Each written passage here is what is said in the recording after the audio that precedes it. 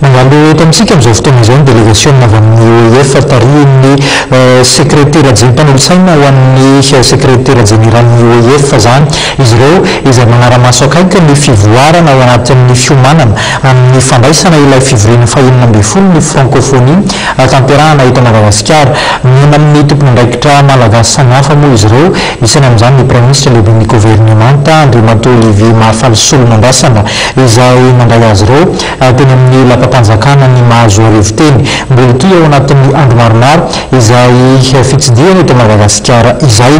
Lafim-baovaka tanteraka kosa indray nanatanteraka atrikasan-droany ny ministera ny indostria sy ny fampiroboroboana ny sehatra tsy miankina ihany koa ny ministera ny toe-karena miaraka tamin'izany ary nandray anjara mavitrika tao anatin'izy ity ihany koa ireo tompon'andraikitra avy amina orinasa samihafa ny mahakasika indrindra ny rafitra arabola ho an'ny fampandrosoana mitoboka ny adi-kevitra tao anatin'izay fionana izay.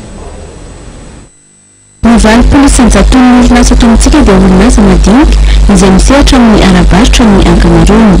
Isan'ny mampiakatra ny tahan'ny arkarena nefa izany raha toa ka mitombona ny valeur ajoutée izay vokarin'ny orinasa madinika.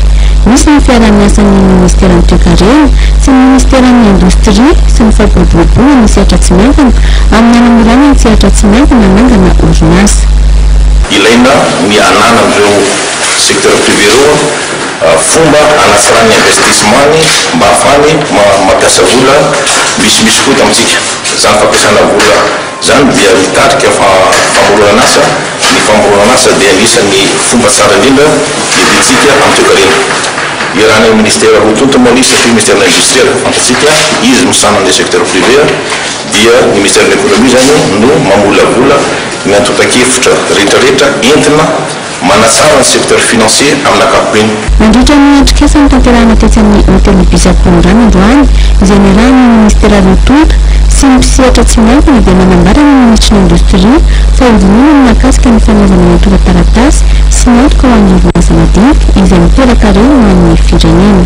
Fantatsika volan'olona manisy misy maro sanjokazikoa satria fantatsika resaka hoe manovanovana dossier ny accès au financement manahirana. Fantatsika tsy manana garantie manahirana.